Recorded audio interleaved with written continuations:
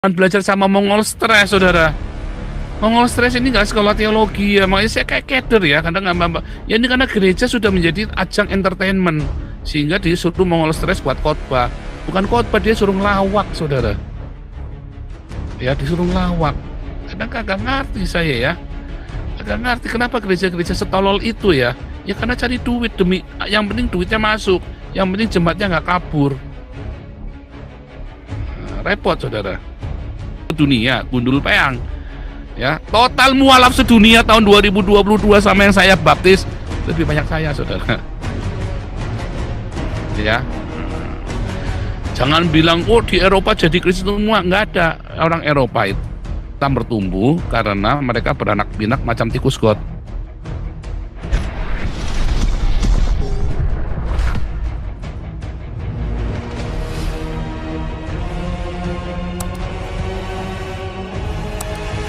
Oh, Ya, shalom, shalom. Kedengaran kok? shalom. Ya, ya. Selamat Natal semuanya ya. Maaf Ya, terlambat selamat ya, Natal. dapat join. Iya, saya sangat setuju sekali kok ya. Pokoknya setuju banget lah dari yang saya dengar tadi, walaupun saya terlambat tadi ya, 1 jam sebelum ini ya, jam 10. Ini Nah, kamu juga nih, kamu sekolah teologi di mana?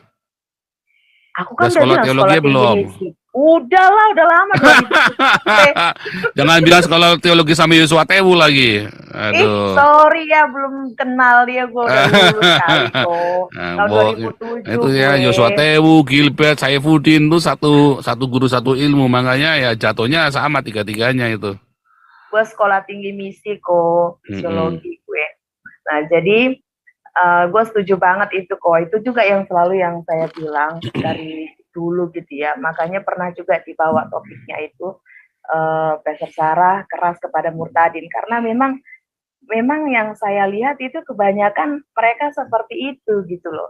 Oke lah, mereka bahas tentang Islam ya, untuk membongkar ideologi Islam, mereka yang mantan Muslim itu ya, membahas tentang agamanya yang lama. Tapi nggak usah bawa-bawa agama Kristen seharusnya, karena justru jadi serangan balik gitu loh. Lemah banget semuanya yang disampaikan, nggak tahu apa-apa. Kita lurus-lurusin ajaran, mereka menghancurkan pengajaran. Udah gitu merasa sok banget gitu sampai nggak butuh dimuridkan nih. Penyakitnya itu mereka merasa pintar sehingga tidak butuh dimuridkan gitu ya. Itu yang seperti kayak Muhammad KC juga kan baru kita ngerti kan, ternyata dia tidak pernah dimuridkan kan gitu ya. Tapi kesaksian kemana-mana dan menceritakan tentang agamanya yang sebelumnya gitu. Dan Lalu tidak mau dimuridkan. KC itu sudah saya tak muridkan, kan nggak mau. nah Dan itu tidak mereka mau. memang tidak mau dimuridkan. Iya, Ya, tidak mau dimuridkan. itulah penyakitnya para orang-orang yang dari Islam, merasa dia lebih tahu semuanya, terus dimuridkan nggak mau. Nah, penyakitnya dari gereja Akhirnya pun bisanya terlalu kerjanya cuma nyerang orang memuja. Islam, Betul, balik, tapi ditanya Alkitabnya kagak ngerti. nggak tahu apa-apa. Nah, itu dia. Jadi, semoga ketika yang mereka ini menonton channel Kopau sekarang ini ya, yang sekarang ini, itu mulai terbukalah pikirannya gitu ya.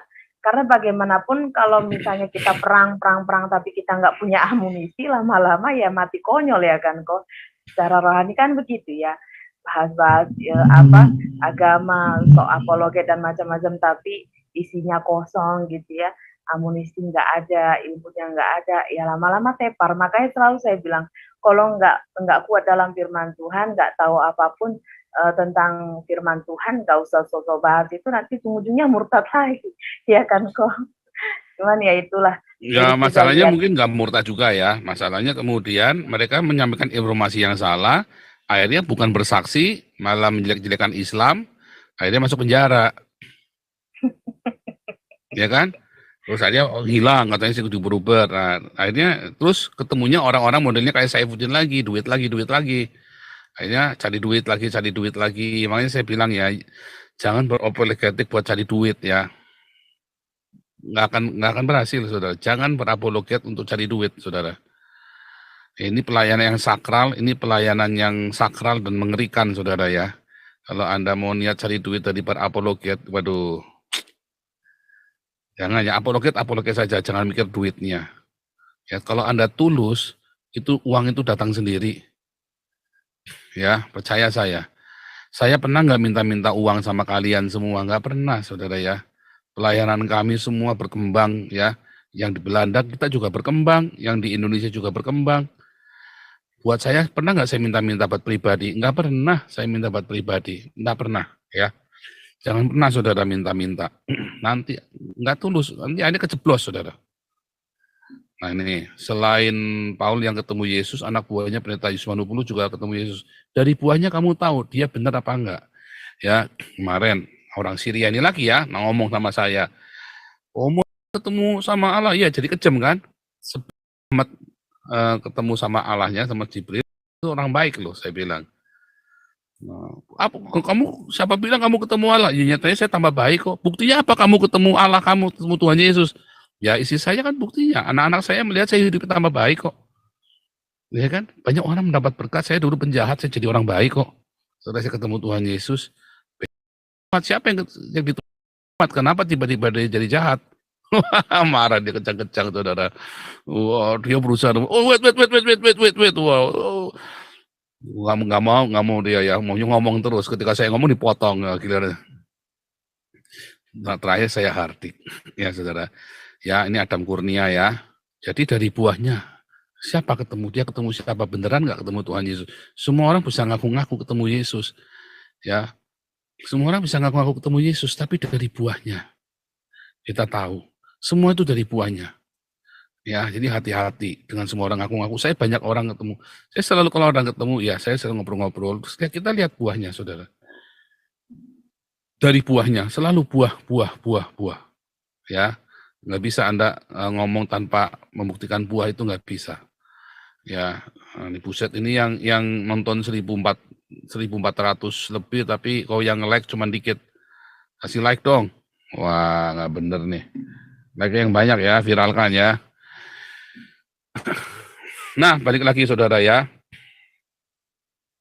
Sekolah itu penting ya saudara ya. Saya pengen Anda semua bisa sekolah teologi yang benar. Kalau Anda mau berapologet, jangan sembarangan saudara ya. Kalau Anda mau berapologet, Anda harus punya pendidikan yang benar saudara ya. Pendidikan benar-benar pendidikan teologi yang benar saudara ya. Supaya apa? Supaya Anda punya dasar yang benar ya. Ya, sehingga Anda nggak bisa dibully. Ya, Anda nggak bisa dibully. Nah, dan Anda juga nggak bisa dipermainkan, ya. Saya sangat respect dengan orang-orang reform, ya. Orang-orang dari gereja reform, mereka dididik satu-satu, saudara. Stephen Tong itu ngajarin jemaatnya luar biasa. Makanya di dalam tesis saya, ya tentang perpindahan agama, ya waktu saya bikin riset, orang reform itu yang belum pernah ada pendeta reform pindah jadi Islam, saudara.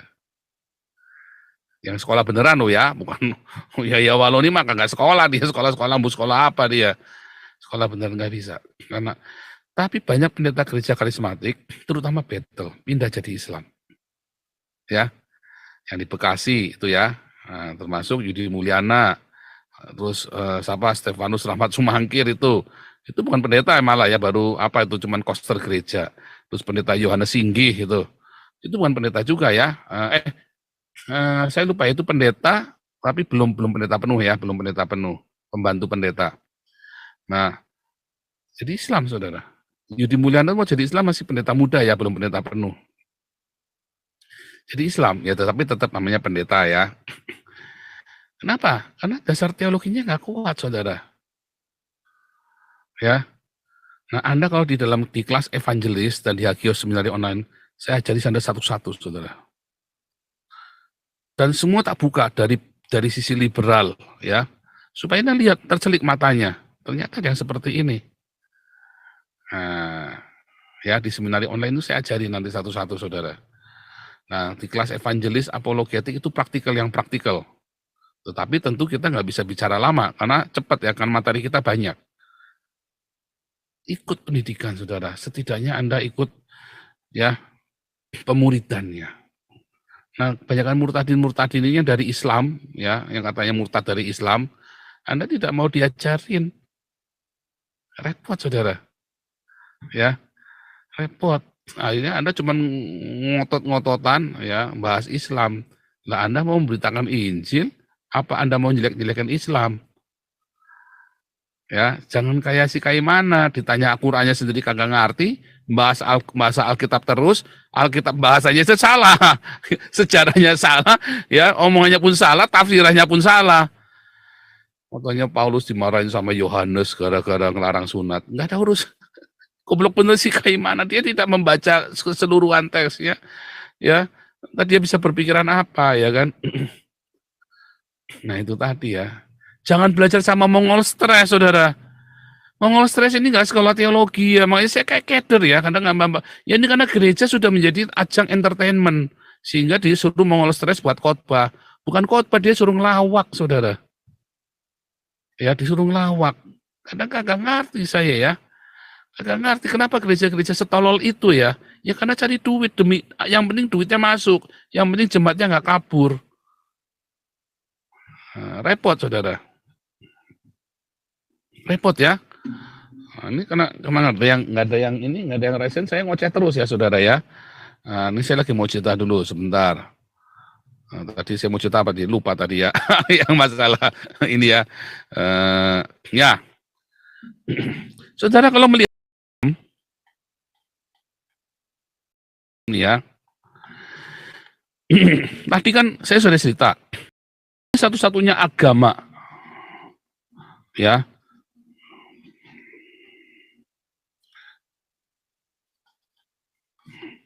ideologi dan politik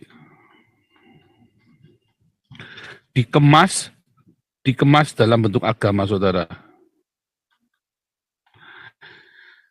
Hanya saudara, ideologi politik yang dikemas dalam bentuk agama.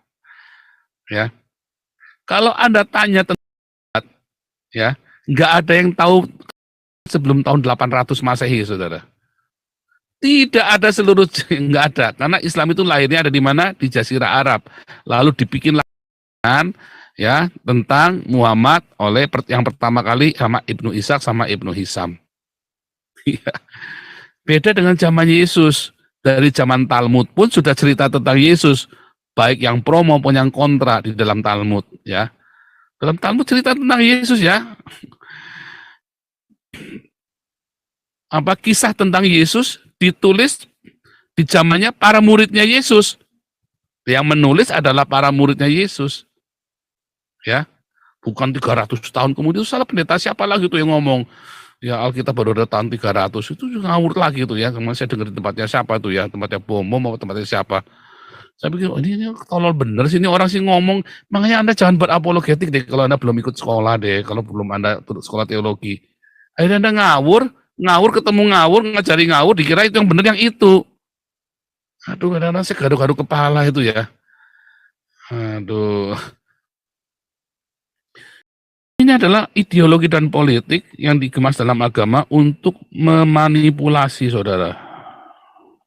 Manipulasi rakyat jelata. Mengapa, saudara? Mengapa? Karena di zaman itu, ya di zaman tahun 700-an itu, kalau ada orang ya ngaku nabi, ya tahun-tahun 700-800-an, ada orang ngaku nabi, ya maka orang itu akan pengen tahu. Kayak zaman sekarang itu kalau ada datang tukang sulap, ya kayak pesulap merah itu kan, atau si siapa itu, orang pengen tahu, so dikerumuni, saudara. Kalau Anda main sulap di pasar itu paling laku, saudara, daripada Anda jualan obat. Anda main sulap itu laku sekali di pasar itu, datangnya penuh, saudara, pasti gurumun ngitori semua, saudara. Timbang Anda ngamen nyanyi, lebih banyak orang main sulap karena takjub. Nah, itulah para kahin ya. Itu adalah para kahin, penyair-penyair yang bikin takjub gitu. Nah, lalu bikin nabi, ditanyain, "Lah kamu kahin, katanya kahin, mujizatnya apa?" Enggak ada kata mujizat. Karena memang enggak pernah ada dicatat ada mujizat apa-apa. Ya, dengan jujurnya si Abbasiyah itu enggak bisa bohong. Bani Abbasiyah itu enggak bisa bohong. Ya. Nah, makanya rakyat itu dimanipulasi ya dengan iming-iming ya bahwa ini adalah gabungan agama Yahudi dengan agama Nasrani. Jadi Ya, dan zaman itu dongeng yang menyinggung-nyinggung agama Yahudi dan agama Nasrani sangat laku, saudara. Makanya dongeng itu setara dengan cerita Sinbad, terus sama Aladin, ya Sinbad, Aladin itu sama tuh ceritanya. Abu Nawas itu satu kisah tuh 1001 malam tuh zamannya Abbasiyah. Nah kemudian dikaitkan dengan agama Nasrani dan Yahudi, makanya peminatnya jadi banyak, saudara. Orang pengen dengar. Kemudian dimasuklah lagi, saudara, bikinnya mujizat sendiri nggak pernah disebut. Bahkan kan dibilang waktu ditanya mujizatnya apa nggak bisa jawab. Ya saudara, muter-muter nggak karu-karuan. Ya, dan ini juga nggak jelas hadis dari mana, sehingga saling satu sama lain saling bilang ini hadisnya Hasan, mujizat dari yang belah bulan sampai belah duren. Tetapi kemudian orang dipaksa untuk terima. Ya, dipaksa untuk menerima dengan alasan ini adalah ideologi politik dengan agama jadi satu, saudara. Hukum, ya, produk hukum, produk politik, dan produk agama. 3 in 1, saudara. Nah, inilah Islam, saudara. Dan ini dengan pedang, harus disiarkan dengan pedang, saudara. Pernahkah siar tanpa pedang berhasil? Enggak pernah, bahkan di Nusantara. Pernahkah siar tanpa pedang sukses? Enggak pernah, saudara, bahkan di Nusantara. Ya, pemberontakan seorang anak kan, Raden Patah kepada orang tuanya kan? Pemberontakan kepada orang tuanya kan? Dibunuh kan bapaknya sendiri kan? Kudeta kan? Lalu dia serang kerajaan-kerajaan lain. Karena tidak bisa. Kami itu tidak pernah berhasil tanpa pedang, saudara. Ya, sekarang di Indonesia nggak tambah banyak, tambah habis Islam, saudara. Hari mualaf sedunia, ternyata hari mualaf sedunia saja sama yang saya baptis lebih banyak yang saya baptis. Total jumlah mualaf sedunia tahun 2022, ya, sama yang saya baptis lebih banyak yang saya baptis, saudara. Ya, baik yang di Eropa ini maupun yang ada di YouTube saya. Serius, saudara. Anda mau cerita mualaf sedunia, gundul peang. Ya, total mualaf sedunia tahun 2022 sama yang saya baptis lebih banyak saya, saudara. Ya, jangan bilang oh di Eropa jadi Kristen semua, nggak ada. Orang Eropa itu bertumbuh karena mereka beranak pinak macam tikus got. Tetangga saya saja sebelah rumah anaknya 5, saudara. tetangga saya sebelah yang ini orang Belanda nggak punya anak.